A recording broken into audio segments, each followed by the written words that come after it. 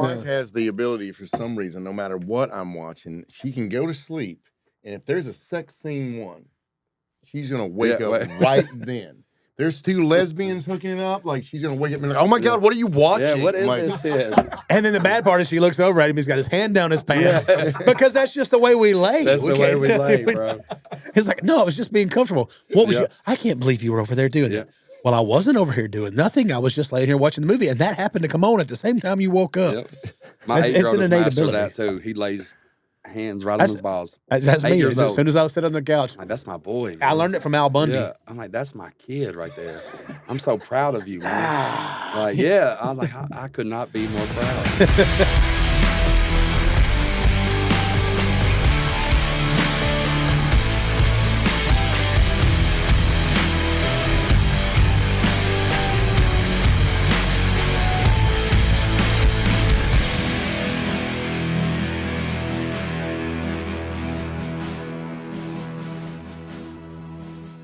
We are back here at the Refined Life Podcast, and we're about to lay something down on you. I got Jeff Suter over here, Big Vinny, Jared Blake. We have a special guest. Guess what? Jeff Suter, he always brings in the special guest. I think I brought in one or two. Maybe he's brought in one. But Jeff Suter always brings the best people. I'm going to let him introduce. Go ahead. Appreciate that. Yeah. Today we brought in my boy Justin. He's a business owner out of Lebanon. I went to spend a couple hours with him 2 Saturdays ago and got to hear a little bit of his story. And I was like, damn, we got to get him on the podcast. I just think you bring a lot of insight. You know, we're here to help as many people as possible. And I think when somebody like yourself has a story like you do, people can relate to that and it can give people hope and can overcome, any obstacle put in front of them, really. He's God-fearing. And, man, he's just really turned his life around. So I'll give a little bit of insight into what I know, and then we'll just dive in, and I'm sure they'll have some questions. Yeah, man. Already got two. I'm an open book. I don't know a lot about your younger years, but I know at 19, you got federally indicted with multiple counts. Yep. Sentenced to roughly 10 years. 9, yep. 9 years and served 7 of them. Yep. Right? Got out in 2013. Yeah, man. 2013. Golly. I'm gonna go ahead and leave. You know it. Yeah, you're good. And but I'm gonna let you pick up from there, or you can even rewind to your younger years if you want to. I think the main goal here is people to know that bad stuff might happen to us, but we can put our best foot forward to change every bit of that moving forward. But first, why don't you give your dentist a shout out? Because you got the most beautiful smile I've ever seen. I was just thinking. Before we go any further, who's your dentist and give me their number? He's been shouting. I am so proud, man. I always had bad teeth my whole life, right? So I got hooked up with a guy in Arkansas a few months back. Love guys in Arkansas. Fort Smith, Arkansas. He's been in dentistry for 37 years. His name is Dr. Kendall Roberts. I got quoted like $30,000 through another guy, and one of my guys owns a pawn shop in Fort Smith, and he's like, "Hey, I don't know what you're paying, but I just got mine done, and I guarantee it's cheaper than what you're going to pay." And it was like half price. So I made like 3 trips total. Got 22 teeth done for $15,000. I'm in. And then I took my wife and got hers done. She really didn't need it, but I'm like, this is cheap. So not cheap, but like in comparison to dentistry, right? Yeah. So got hers done for $7,500, and I'm going to do him some social media promotion. I've seen a lot of people get their teeth done. Yours looks way better than that. Yeah. My wife just got her front done, and she's trying to go back to get the rest of them done. But I need to hook up. And he's from Arkansas, and got my father-in-law's done. He lost his went crazy. He's got cancer. He's a 40-year pastor, retired last year, but he had cancer like 5 years ago, and the radiation ate his teeth up. Wow. And they were trying to make him jump through hoops to get the insurance to pay it. So I relayed that to Kendall. He's like, "Hey, I'll do whatever needs done for $10,000." Wow. So we just went back last weekend and got his permanents put in. And so his are all done. That's awesome. But Kendall Roberts, Fort Smith, Arkansas, great guy. He's like 65. But he is like still rocking. No, they look great. They look great. Thank you. All right, now back to you, because I want to know all about this guy. I'm always intrigued by guys who have been able to go through the shit. Yeah. and come out on the other side of it. You know, that's me and part of the reason me and him are such good friends, because I've always been intrigued by guys that can go through it, come out on the other side, get rid of the guilt, get rid of the shame, and create something great out of that. So, well, you guys are lucky because I just did this last night with one of my friends. He has a podcast. He's out of Florida. So I did this last night. Love it. So he messaged me right after. He's like, hey, you want to come? I was like, dude, I just did this. So, yes, I want to come. I guess, man, I can start anywhere. I was born here in Tennessee, in eastern Tennessee. My mother was and still is a drug addict. She's been a drug addict my whole life, from the time I was born, and I'm 37 years old now. So never really had much of a relationship with her. I was raised by a single dad who worked his butt off, and he was also like a hustler. He would sell anything. So I kind of inherited a lot of stuff from him. My best friend in the world. He always taught me right from wrong. He always tried to lead me the right way, but it just wasn't in my agenda. So I started getting in trouble at probably 8 years old. Get kicked off the bus. Yeah. Getting in trouble at school, fighting, all the the usual stuff, I guess, for lead you down the wrong path. Went through that for a while. Then my dad never disgraced my mom. He never talked down on her, cool. Even though she wasn't in my life. She would get sober, here and there. And he would always give me the opportunity to go and stay with her, So she moved to Johnson City, and she had gotten clean, for one of these brief moments. And moved up there with her, probably 13 years old or so. And her and the guy she was with, they kind of ran a little, dope house. You come in there, you could buy crack, sell crack, smoke crack. It didn't matter, And at 13, I was, 30. Realistically, I'd done seen everything and, thought I knew everything. But I was always kind of intrigued by money. So I'm seeing all this go on. I'm like, shit, I want to do this. This is what I want to do. This is easy. I want to make money. I want to sell crack. I mean, that's the reality of it. So when I was 13, she kind of showed me what to do. And I was running the streets of Johnson City at 13 years old, 2 in the evening, 2 in the morning. It didn't matter, unsupervised.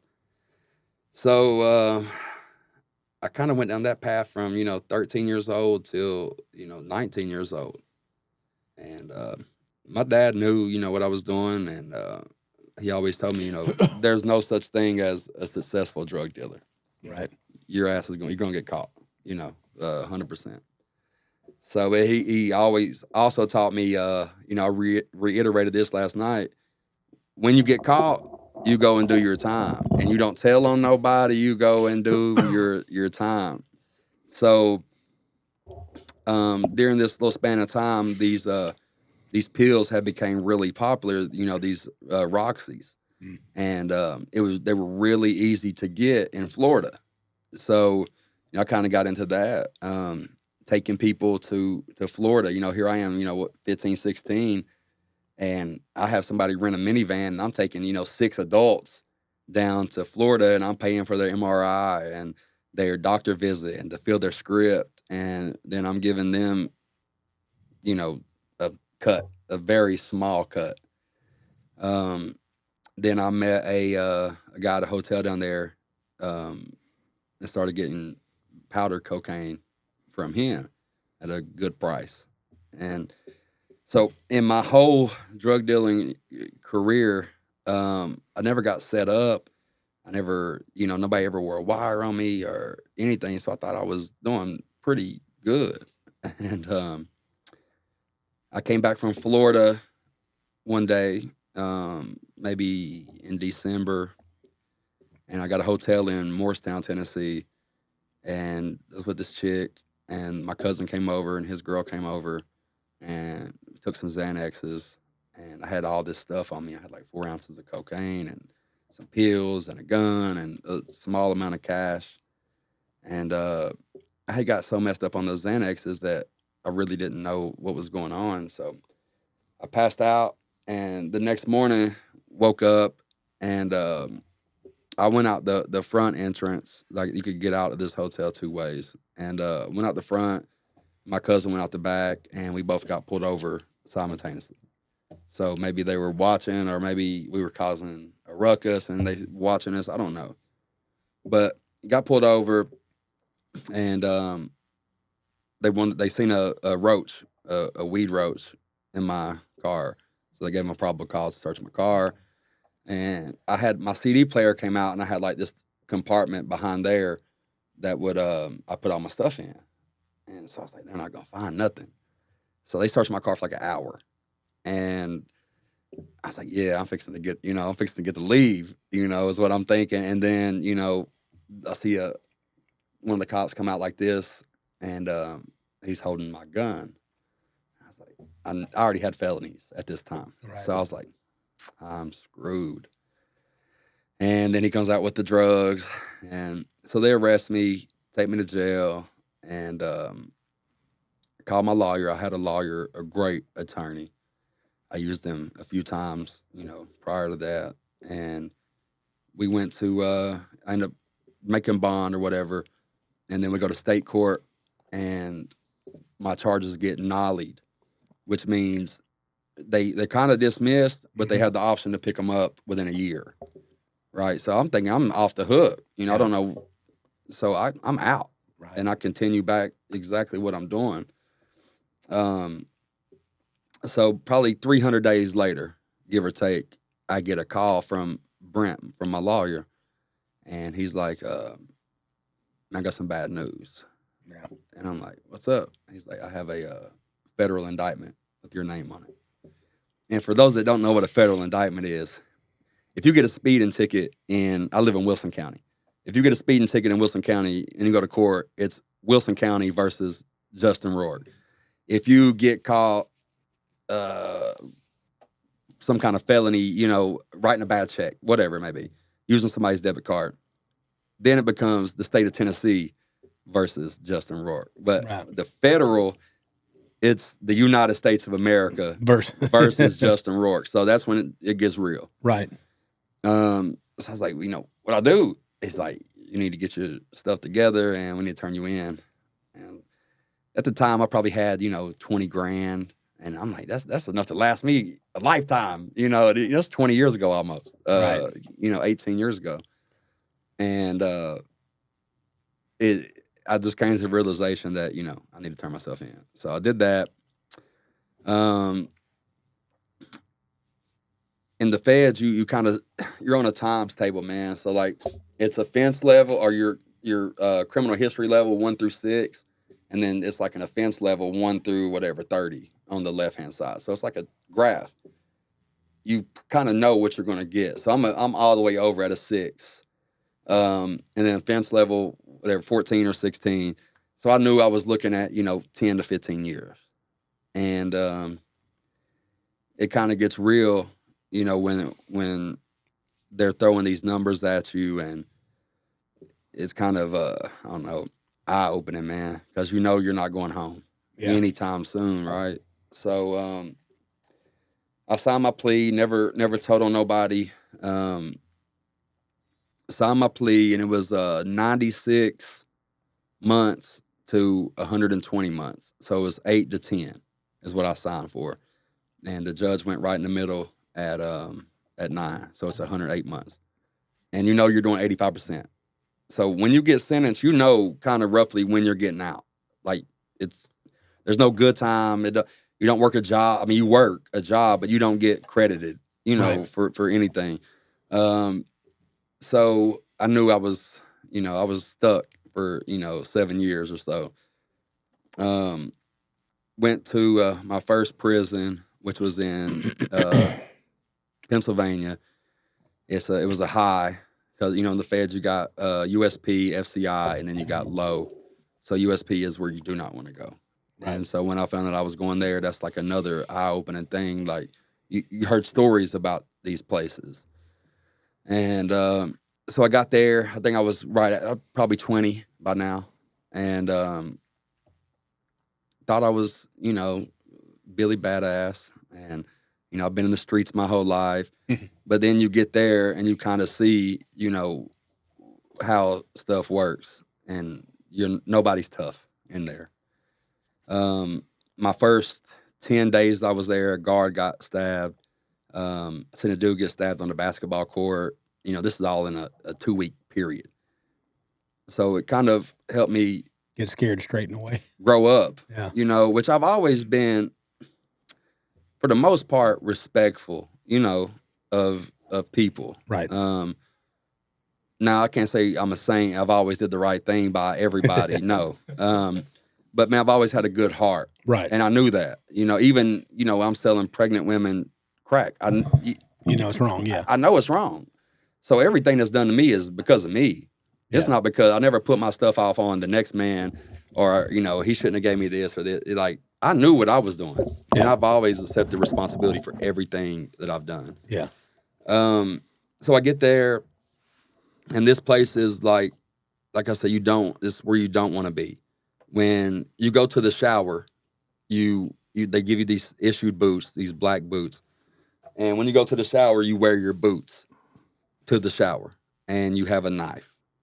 And when you get in the shower, put your shower shoes on, take your shower with your knife, and then get out, dry your feet, put your boots back on, and walk back to your cell. Like every day, 365 days a year, on Christmas, on Thanksgiving, there's no time off from that. So they give you a knife? No. Okay. No, they should, though. Listen. I was like, wait a minute. No, you fashioned your own knife. Okay. Or you have somebody, you buy one. You can buy anything in there. Right. If you got stamps, like stamps is the currency in federal prison. Huh. Yeah, so if you have stamps, you can get. No wonder stamps went through the roof. Yeah, it's a city within a city. Yeah. That's how I describe it. Like, it's self-governed. You got guards, but at USP, guards aren't running it. Right. It's what they call the shot callers. Like, so, and it's not a lot of like gang banging. It's like, if you're from Tennessee, you're with the Tennessee card. If you're from New York, you're with the New York, and there's a shot caller, like a head guy of each faction, right? Huh. So you can't, if I have a problem with you, I can't just run up on you and start stabbing you. Like, I have to go and talk to your guy, and then it's political, man. It's wow. It's politics. Like, we will find a way to politicize. Yeah, it's politics. So I was there for a little bit over 3 years. My points dropped. So, like I said, you're on a point system. So I gotten older, and a few other factors factor in to it. So they have this thing in there called the RDAP program, which is a residential drug abuse program. Mm-hmm. It's 300 hours. And usually if you do it, you get a year off your sentence. But if you have a gun in your case, you don't get the year off. Right. But I still signed up for it because I wanted to get the hell out of this. Right. USP. So my points dropped. I got sent to a FCI, which is a medium in Florida, and it's the exact opposite. Like, you can walk around in your shower shoes.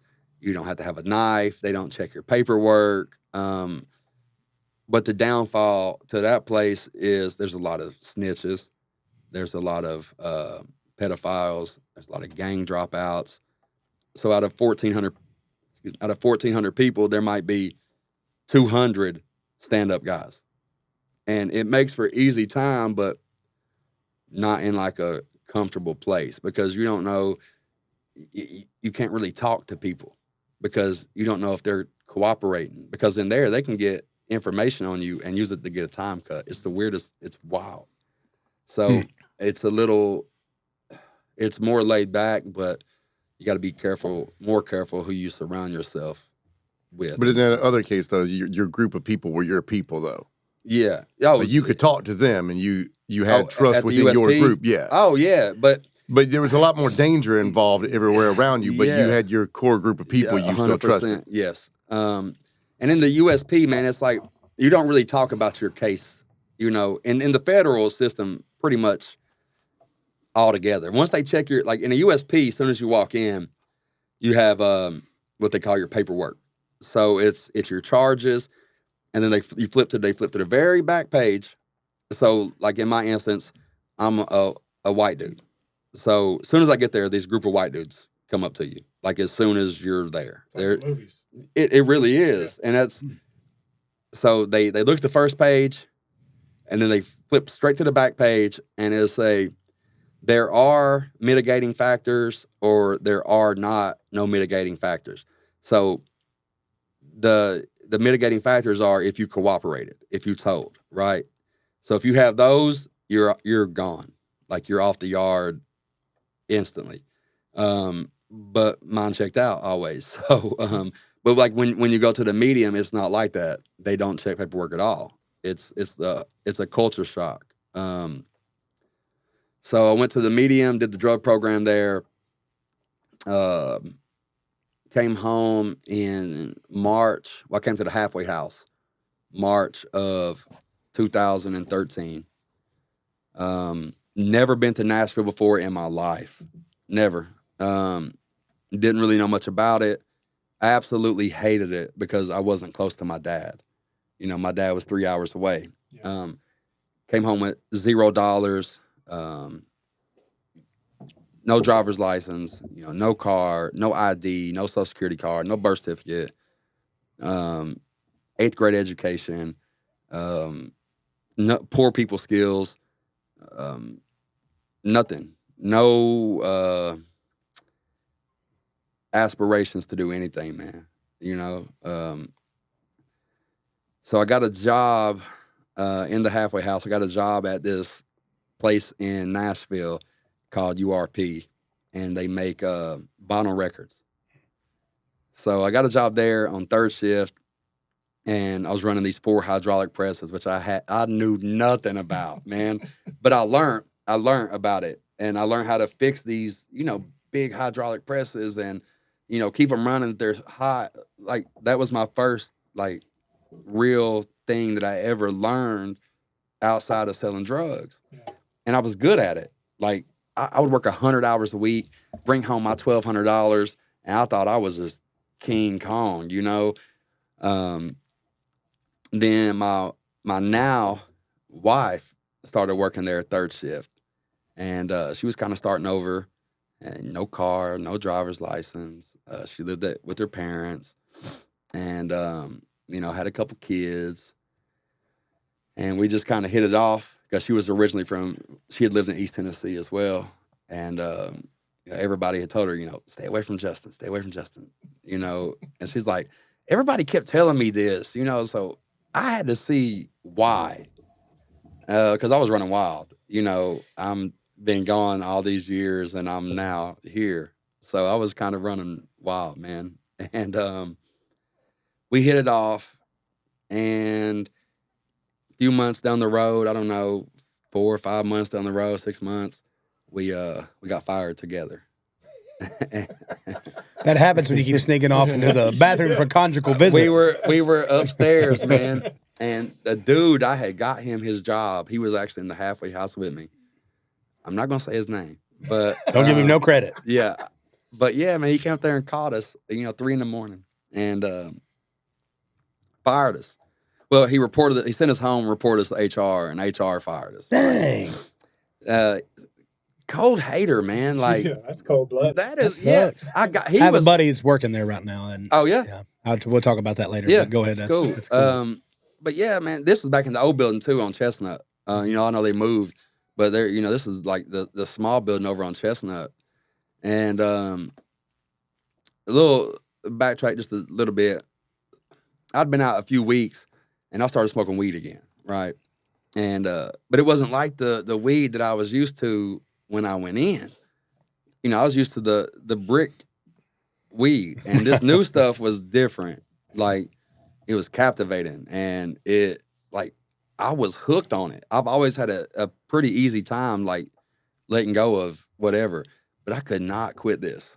So if you're on federal supervised release, you take a drug test, you know, once or twice a week, and, you know, you call this number, they give you this code. If it's your code, you go in. And generally, if you Fail 3, there's no ifs, ands, or buts. You're going back to prison. And so this is going to sound crazy, man. But from August of 13 to April of 14, I failed 30 drug tests. 30. And my PO, it's like she hated me, but she liked me. You know, she kept letting, I don't know how it worked out like that. So in there, once you get it violated, you have a hearing, you know, with like the head of the FBOP, and, you know, they give you an attorney. So we all go into this room, and the head guy, his name is Steven Shelton. And I told him, I was like, look, just give me a year, you know, let me go back for a year and flatten out. I'm cool with that. And this was like one of the first guys that had what he told me. Like, I had never really been told this outside of like my dad, or, you know, he said, look, man, he said, if I send you back to prison, I feel like I'll be giving up on you because you have so much potential. You're so intelligent. And he's like, can you find a rehab? I was like, hell yeah. Yeah, I'll find a rehab. Yeah. So I made some calls, and I got into this place in Nashville called Samaritan Recovery. And my counselor there, Spencer, he was a tatted up dude, you know, recovering meth addict from Johnson City, Tennessee. And we hit it off.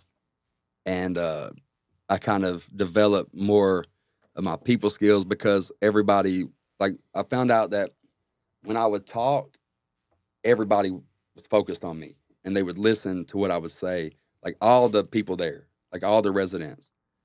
And they would kind of listen to my stories and where I had been and think, because none of these people have ever been like the places I've been. So I was like, man, this is pretty cool. You know, I think I'm onto something as far as like being able to reach people or to, you know, to talk to people. So I did that. I stayed there for like 6 months and got out. And I think I went home and checked in April 20th of 14. I think I went home September or something. Not home. I went and rented this room off this old man on Shelby Avenue for $100 a week. And I got another job at this fabrication place with this guy named Jeff. He was the owner. And we're still friends to this day. But after 2 weeks, he made me the boss, like the supervisor over this whole thing, you know? And it's just these culmination of these signs, you know. I'm like, man, I can do something with my life rather than sell drugs or, you know, work.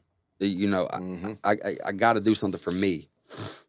So I worked there with him for a while, man. And, you know, I was watching how he moved and how he talked to people and how he interacted with them and his work ethic. And I'm like, I'm going to model myself. And I don't even know if he probably never watched it, but I don't even know if he knows that, right? And he may come across this, which I hope he does. But I kind of, you know, modeled what he was doing. And I'd always be the first person there because I'm the boss, right? I'd be there before him. And at 4 a.m, I'm there. And, you know, I'm the last one to leave after the secretary, after everybody. And he put a lot of trust in me and never questioned. He knew where I'd been. And, you know, I had keys to his business. I knew everything. And he never, you know, he didn't like watch me, which was cool. So I worked there for probably, I don't know, maybe a year or so. And I was getting serious. Like my wife and I, you know, were still going together or whatever. And, you know, she had some kids, like I said. And I was like, I got to do something, you know, productive for myself instead of doing it for someone else. So I went in November of 14 and got my business license. $15 at the Howard Building down in Nashville. And I started the cleaning business because I knew how to strip and wax floors from prison, you know? And I started reading like, you know, 50 cents a square foot. I'm like, Yeah. Add up quick. Yeah. So I had, like $2,000 to my name. And I went all in on myself, man. And I bought a scrubber, a floor scrubber off of, it's probably, I think it was Craigslist back then. I bought a floor scrubber and then like all the cheapest stuff I could buy from Dollar General. A mop bucket and a mop. And my first client that I landed was a Capital Bank. And here I am, fresh out of prison, right? And I'm in this bank after hours cleaning this bank. And that grew into 8 banks. And then I landed the H&M and Opry Mills 7 days a week. I had 2 people down there. And then they opened up the one in Cool Springs, and I landed it. And then I landed 8 T-Mobiles. And then I landed all the Charter Communications, all the Office Max, Dick's Sporting Goods in no time. My first, year. But I would work. I mean, How many crew members did you have at this time? I had 2 in Cool Springs every day, 7 days a week, 3 hours apiece. So 6 man hours there, 6 man hours in Opry Mills. And then I'd have one guy go with me and help me strip and wax. And very rarely was it the same guy for too long because it's not easy. Right. They're vacuuming up this water all night long or all day long. So it's not easy work. But I'd put 18, 20 hours a day in, and it started paying off. And but I still hadn't grasped like the concept of money management. Right. Because I'm so used to easy come, easy go. And so I was making money hand over fist, but like I was spending it all on stupid stuff, right? Probably had $500 in the bank, or it was horrible. So I bought this Mercedes. I had like $6,000, or I had like $8,000, and my buddy had this Mercedes for sale. It was nice. It had low mileage, 30,000 miles, and it was from the Department of Defense in Texas. And he's like, "Man, just give me $6,200 for it." I was like, "Okay, cool." And I bought it, and I had like, $1,800 left in my name, and I'm buying this car. It's stuff like that made no sense. And then we got into this horrible wreck. 3 weeks later, leaving a family reunion, my wife got life flighted. She was 7 months pregnant with my son. She had an emergency C-section at Vanderbilt. My son stayed in the hospital for 73 days. But we got married during all this. I was broke as crap when we got married. I had gotten her pregnant. And like I said, her dad is he's been a pastor for 40 years. So I was like, no, I love her, I was going to ask her to marry me, but just not under these circumstances. Right. So I went and bought a ring from a pawn shop or wherever, a few $100s, and I asked her to marry me. And then her dad married us in their living room floor with just our kids there. And back in 2014. And we had like this Kroger cake, and so it wasn't nothing fancy at all, but she always supported my any dream that I've ever had. Yeah. So during the time we had the cleaning business, she had became the GM at Salsaritas in Mount Juliet.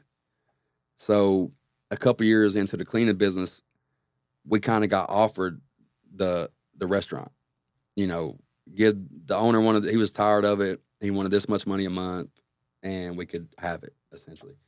So we ran that together, and it was never like corporately ran. And so we ran it for 2 years from like 17 to 19 together and had it booming. And then corporate came in and tried to change a bunch of stuff, and they wanted control of it. So we just left. And this is in 19.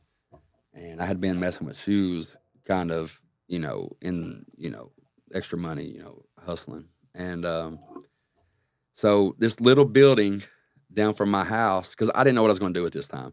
We had a little money saved, but nothing, So there's this little building, like 800 square feet at the end of my road. I was like, if this place ever comes open, I'm going to rent it. Like I'd always told myself that. So I drove by there one day and it said for lease. So I pulled in. I was like, okay. I called this number. And I was like, hey, I'm here at your building. You know, I'm interested in leasing it. How much? He's like, well, we want $500, but if you take it today, you can have it for $450. I said, I'm here. I said, come on. Yeah. No clue what I was Like, going to I don't even know what, but $450. It sounds like I'm losing money if I don't. That's the same thing. Like, we it's were like, doing that same thing with a property over in corner lot, Toll House. you know, Yeah. corner lot, main road. You know, I'm like, yes. I don't want to lose money on this deal. I got to do this. Yes. What are you going to use it for? I have no idea, but I can't. Hey, As a tax write-off. No clue what I was going to do with it. So he came over there right then, and you know, I give him $900, first and last, and this was in May of 19. So I go home, I tell Sarah, I'm like, I got the building at the end of the road. She's like, yeah, you know. She's like, what are we gonna do? I was like, I don't know. I was like, let's do a barbershop. And she's like, okay. So she's ordering like mirrors and barber chairs and all this. And then I'm like, man, I don't know how to cut hair. I've never cut hair. You know, in jail, I've edged a few people up, but I don't know how to cut hair, right? So I'm like, we talked, but she was all in for me, right? Yeah, that's great. Whatever I wanted to do, she was like, let's do it. And so then I was like, you know what? What about a shoe store? And she was like, yeah, that'll work too.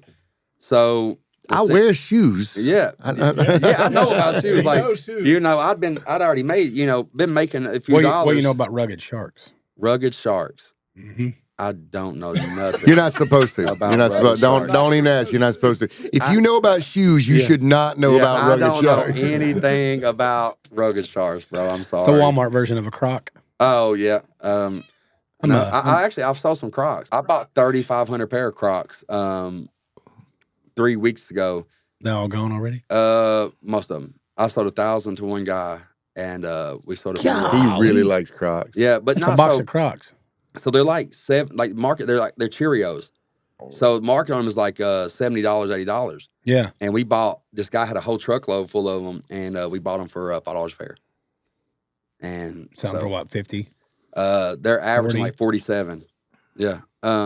So I opened that store up in September of 19, and it's, like I said, it's about a 800, 900 square foot building.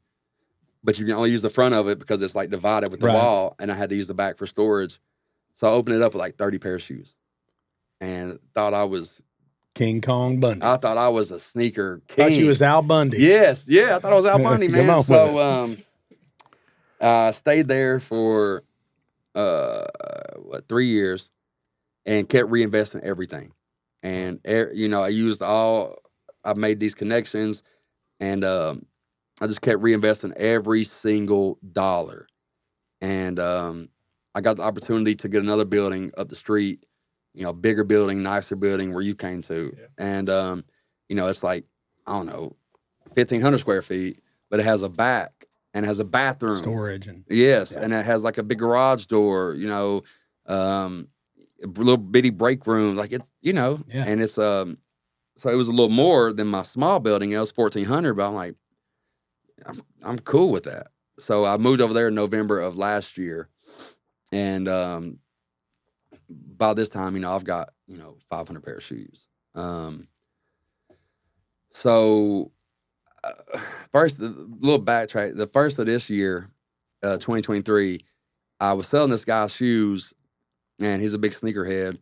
And we end up partnering, and we do, like, I don't know how to explain. We do, like, bulk buys, and we sell them, like, on live stream.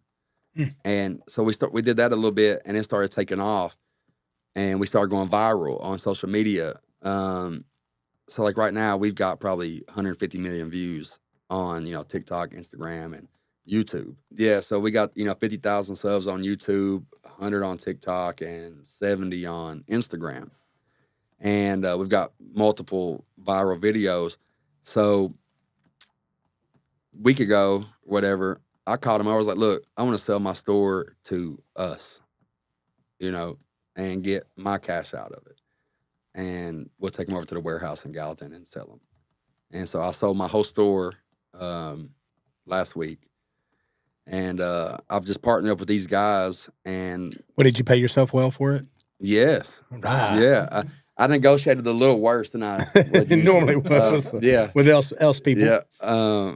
But yeah, so everything that I've done had kind of led up to that and to like where I'm at right now in life. And just a little backstory. I know people are, the main point of this is to, I guess, give people hope or let people know that what you're going through is it can be temporary. So came home at 13, dead broke, no nothing. I'm covered from head to toe in tattoos, literally from head to toe. Every inch almost is covered. 10 felonies on my record. I went to the 8th grade. That's it. I got my GED, but 8th grade education, 10 felonies, covered from head to toe in tattoos. No business experience other than selling drugs, which is a business. I don't care how you look at it. No, you gotta learn. You're providing a service. You're gonna learn today. You're getting paid for it. And it's a hard and you business. get a whole big old thing of anxiety to go along with it. It's not an easy business. That's what I tell people. It's not easy to sell drugs, man. No, I mean, we go in and speak at prisons quite a bit, and that's one of the things I bring up at meetings. Like, first of all, you're a leader, or you wouldn't be here. First of all, because you were going against the grain. Yeah. Now you went against the grain in a way that didn't work out for you, right? But we talk about especially with drug dealers and stuff. It's like, dude, that's a business, a hard freaking business. If you can be remotely successful in that business, you can be successful in a real business. You just put that down, take everything you learn, do the same thing, but in something legal. You get it, bro. Dude. You get it. That's what I tell people. Hustle is hustle, regardless. If you can sell, you can sell. Don't matter if real estate, cars, insurance. It doesn't matter, man. I can sell anything. I could, if I got my real estate license, I'd be a bad real estate agent. If I went into the car business, I'd sell more cars than anybody I know because I know how to sell. And I'm good with people now because I've developed these skills and I've sharpened these skills and I've been around the right people, and I'm never the smartest person in any room. If I'm the smartest person in the room, I'm in the wrong room. That's everybody wants to be seen as the smartest or the top dog, but no, I want to. If you're the top dog, that means you can't learn. Yep, you're incapable of taking on any more knowledge. Right? That's never where I want to be. I don't care how much social media success or how many shoes I sell. I can always learn from somebody, and a lot of times it's the most unexpected person that you'll learn a very important lesson from. And I've learned that. So I tell people all the time, when you're selling drugs, especially in Upper, okay, you're going to this trailer park at 3 a.m. and you don't know if this person just woke up or if they've been up for 4 days. You don't know if they really got money that they called you there or if they got a gun. You don't know this. So it's a dangerous job. And I've preached that over and over because everybody's like, selling drugs is so easy. Yeah, maybe if you're selling weed to high school kids or something, yeah, it can be, you call it what you want, but it's still a business because you have to keep track of your own finances. You have to pay yourself. You have to have money to re-up. You have to have money to pay your rent, your bills, whatever, your hotel room, which is what I preferred. You're in charge of everything. You're the CFO, the COO, the CEO. You're the head honcho. And, so another little backstory of where I've really grown is, my wife and I have 4 kids together. Then one of my sisters died in 2019 from drinking, right? 35 years old. Liver shut down, kidney shut down, went into failure, died 15 days. We took her 13-year-old, full custody. She's 17 now. My younger sister, we took her kid, who is now 17. We took her when she was 10 years old. And try to get her into every rehab, every facility, everything. And then in 2019, she got pregnant again. And I thought she was clean. She was coming over and I was cooking for her, and she was pregnant. and we're thinking she's clean the whole time. And she has the baby, and she doesn't call me in May of 2020. And I'm like, so I called her, I'm like, hey, why you ain't call me? She's like, yeah, I was going to. I'm still in the hospital. And then the hospital, or DCS, calls us. They're like, hey, we know that you already have one of her kids. The baby tested positive for opiates. Can you take the baby? I said, hell no. I said, my baby's 5. Like, my son was 5. Well, I can't do the baby thing again. So that night, got in the shower and literally talked to God. I was like, listen, use me how you want to use me, whether I like it or not. And I'll grow to like it if that's what you want me to do. So get out, go to bed, wake up the next morning. As soon as I open my eyes, I remember it. I told Sarah, I said, we're getting a baby. And so we agreed to keep the baby for 30 days while I got my sister in another program.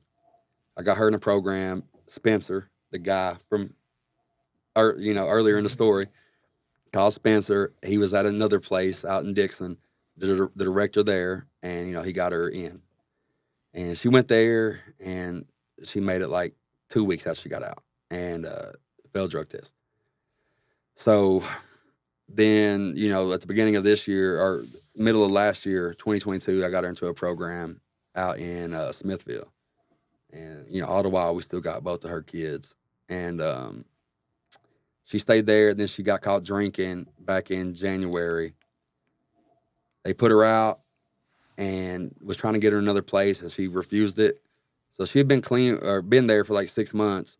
She left there at 7:58 p.m. By 9:30, she was overdosed in Nashville. And she died the day after her birthday. She was 35. So both of my sisters died at 35. And when I say sisters, these are my cousins, okay? Like, they're my first cousins because I'm an only child. But we grew up together, and we were always sister and brother. So long story short, man, my wife and I have taken custody of 3 girls, 17, and 3 now. And, we have 4 of our own. We don't get any help from the government. No food stamps, I pay daycare cash. Now, I wish I did get some help from the government, right? Because it's expensive. But I've been more blessed, man, by, when I pour into other people's cups, my cup continues to run over, man. And, it sounds cliche, like, you do good, you get good, man. But that's the truth. It's facts. The better you are. Yeah, you ain't got to believe me. You missing out, though. Yes. I mean, it's working for me. I'm going to show you. Because anybody in my family would never. You could have, how you get those superlatives in high school? Most likely, funniest. I would have been least likely to succeed. If I ever went to high school. Least likely to succeed 100%. Because he ain't even here. Yeah, exactly. Yeah, this is how much he's not going to succeed. It would have had a question mark. Even here. Yes. Yeah. And so for me to be able to do this and try to break the cycle for that, the stigma that's been on my family for as long as I can remember, it's the biggest blessing, and I'm grateful to be able to do it, and I'm thankful that God has trusted me, knowing who I once was, with this task. And I'm also thankful that I have a wife who these girls call mom, and she's there with me to do it, because I couldn't do this by myself, right? I like to think I could, but it's not realistic, and she's been there with me. Every step of the way, every bad phone call, so I really got it good meeting her and her sticking with me. But like I said, she's always supported. Like, I travel a lot for work, for sneaker shows. I'm in Cali or Vegas or Ohio or Tampa. I'll be in Tampa January. I'll be in Houston on December the 9th. And rugged sharks. I'll look for some rugged sharks. I promise you. I will scour the earth for rugged sharks. It was the only shoe I could wear after I had my ankle surgery. Oh, okay. The Crocs were too soft because they're way more comfortable, obviously, but they were so soft with my ankle would fall. But anyway, so I would wear those, and a buddy of mine, he's like, those are the ugliest shoes. Vinny, why are you wearing those ugly ass shoes? I was like, because they work and they make my foot feel good. Yeah. Rugged sharks. Well, let me ask you this, because I mean, I think it's such an intriguing thing. Because I was sitting here like, oh, cool. So he's got this, and I knew you did the sneakers, but I thought, okay, your cleaning business is your thing, because it sounds like, I mean, did you just sell the cleaning business and you just got tired of it, or do you still have it? I still have a license. Right. I haven't cleaned nothing in. But you still have all the material, all the somewhere, all the maybe. stuff. It might be in my in-laws' garage. I don't know. I'm just asking. I got a friend of mine right now. It's literally trying to sell his cleaning business because he's living up in, I think he's in Indiana, but his business was here. But they moved to Indiana because he wanted to get off the grid. So he's up there living, growing his own food, solar, the whole nine. Him and his whole family. Cool. And he's like, he goes, I just want to sell it and just I want to just live this simple life over here. It is not something that I would want to do again unless I. Well, I mean, I'm not saying that to sell it to you, but what I was saying is but if you do want to buy it, it is for sale. It's for sale, okay. But I don't want to do it either. He tried to sell it to me. I'm like, man, I love you, but I don't get passionate about cleaning floors. It's a lot, brother. However, I do love sneakers. I pretty much only love one kind, which is the Jordan ones and the Nike ones, because that's pretty much all I can wear. Got plenty of them, man. I actually have a pair that I bought that I was like, dude, I was so excited about them. I got on Facebook Marketplace. I bought them. They're size 12, and I didn't think to check the size 12. It was like a women's 12. So 10 and a half men's. Yeah. And so I put it on my foot. I'm like, damn, this is tight. Yeah. I did this 2 other times, and I had to give them to him. Oh, but he likes that. Yeah. But these are too small. He likes that. These are too small for him. But anyways, what I was wanting to do is I want to bring them in. I want to trade you these brand new, because they got like the purple felt on them, and they're nice. I mean, they're good looking shoes. Okay. I want to bring them in and trade them with you. But so say I'm, we become buddies, and I got a location, and I'm thinking, man, that'd be a great place for a Nike store. Do you do the deal where like you're the wholesaler and somebody could buy and be the retailer? Let me. I do different kind of shoes. Okay, so like the shoes that I market. My market isn't like you can't go to Hibbett's or Foot Locker. Yeah, I understand that. So to put it into $350 pair of shoes, $500 pair of shoes. Low. Okay. Like I posted a pair the other day for $30,000, and I've sold I think the most expensive pair. So I've sold some Freddy Krueger's, a few pair of those for. I don't even know what those are. They're like a shoe that was supposed to come out, and then Nike sent a cease and desist order, and they tried to burn them, but the workers were stealing them. So they're like rare, 40 grand, for one pair. So we now we do we have a bunch of, $200, $300, $400 shoes, but really. You sell any of those blood Nikes? Yeah. From Lil Nas X? I have. And you know what? I passed on them a bunch of times, and which I've sold both now. They have the Jesus ones that have the holy water in them. Yeah. And but it's kind of something that I felt bad about doing, right? And that's no shit. But I guess sometimes the bills got to be paid. Right. And, if you get a good deal, so I don't really pass up on anything that I can make a dollar on, anything legal. Well, you're paying your tithes with that money, so it's all good. You're still pouring it back into the church. Yeah, it gets blessed, So I have a fireworks store. My old building, the $450 building, I still have it. Right. I'll never give it up. I love it. And I still pay $450 after 4 years. And they want you to buy it? They won't let me. Listen, they paid like $29 grand for this building. Yeah. I offered them $80. They wouldn't take it. My neighbor, Chad Williams, he's a Do they realize how long you're going to have to pay them $450 a month to make $80,000? Yeah. I'm like, and this was like years ago now. They probably wouldn't take $200 grand for it right now. Right. But Chad offered them $120 back then. You won't sell it. So it's actually, I rent from Danny Watkins. His name is on the Lebanon field, Watkins Field. Oh. And I've never met him. Never met him. I go and drop my rent off in a mailbox and keep it rolling. Mailbox money, baby. Yeah, mailbox money. And that's what, So I do a fireworks store out of there that pretty much takes care of my bills for the year. And have a clothing line that sells pretty freaking good. What's the clothing line? Hustle Daddy. Hustle Daddy. Okay. Yeah. HD, baby. Yeah. Heavy duty Hustle Daddy. So I've been doing that for I've had it licensed and trademarked for about a year, and sold about 5,000 pieces. So don't. It's like an Amazon type. No, man. You know what? I drop them on my personal Facebook page, and they just go. Yeah, because I've had my page, and I do. You know, everybody knows me, and I have people that support me more than that's great. I could ever explain. Yeah. Like my buddy owns this nothing fancy this cat brand, and he started this in his house, and he sold like 80-something thousand hats last year. Yeah, man.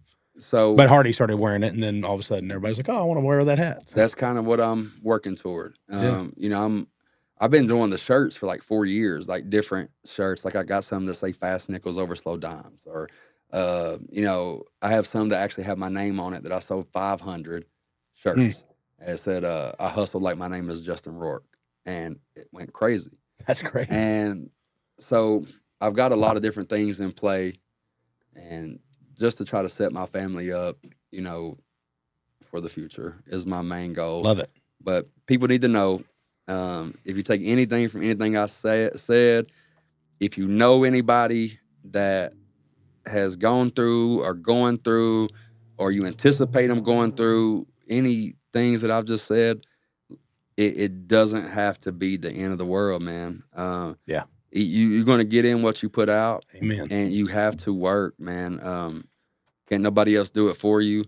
But I'm telling you, if you commit to going the whole way, and a lot of people get discouraged because it doesn't pay off in a month or a week or a year. You know, it takes 10 years to become an overnight success. Yeah, it does. And welcome to the music business. Yeah, you know, it really does. And, you know, this is my 10th year being home. And, you know, the social media took off, and I got a bigger opportunity, and I sold my store. And, like, it took 10 years to get to this moment. Hustle, Daddy. Right? And people, they usually, you know, you never know if it, like you see these, them memes or them pictures where somebody's digging a hole, and, you know, there's one more scoop of dirt left to get to the other side, and they stop.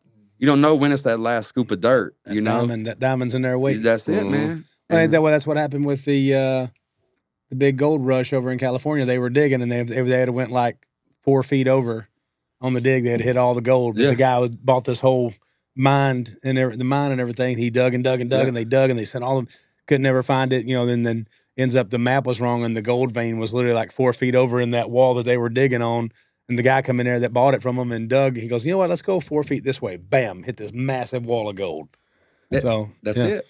That's it. Yeah, you know, just changing that little bit of perspective. I think it's Lance Carpenter, I think, that was talking to his songwriting students about this. And he was like, the thing is, like, you just have to keep doing it, keep doing it, keep doing it. He was like, if someone could tell you for sure, hey, you got to do this 700,000 times, but on the 700,001, it's going to work. It's going to work. Yeah. He was like, how quickly would you be out there going, fail, fail, fail, fail, fail, fail, fail? You know, and it's like, if you, it works that way in just about everything, but everybody stops. Everything. I mean, so you do have to also line up, because like our school program that we do, the curriculum is, every time I hear someone tell a story like yours, the curriculum just lines directly up with it, because it's all about figuring out what you're good at, figuring out what you already know, what are the problems that you have with that. Like yours are like, I'm gonna do a barbershop. Oh wait, I don't know anything about being a barber. You hit the first snag, and you reboot and go, okay, what do I know? And finding a mentor, you know, following this path through, and then putting it into action, you know. And the big thing for us, and I think me and Vinny have been talking about this a lot here lately. It sounds like you're in the same vein too, is that when you've been blessed with a lot of different passions, a lot of different gifts, that's where it starts to get complicated. When you have to stop and go, wait a minute, what am I going to focus on here? What am I going to do? And what am I most passionate about? Because if not, you'll just get lost in creating stuff. I like the deal, man. Like, my thing is the deal. Like, if you ever check out my social media, Keevado Kicks, Keevado Kicks, you'll kind of see what I do. And kind of becoming famous for the coin flip, it seems. I'm famous for the coin flip, man. We've done $10,000 coin flips on these table buys, and but that's my passion, is the deal, like going the back and forth, and the experience of that. That's what I love. So I can do that in anything I'm selling, whether it be fireworks, clothes, shoes.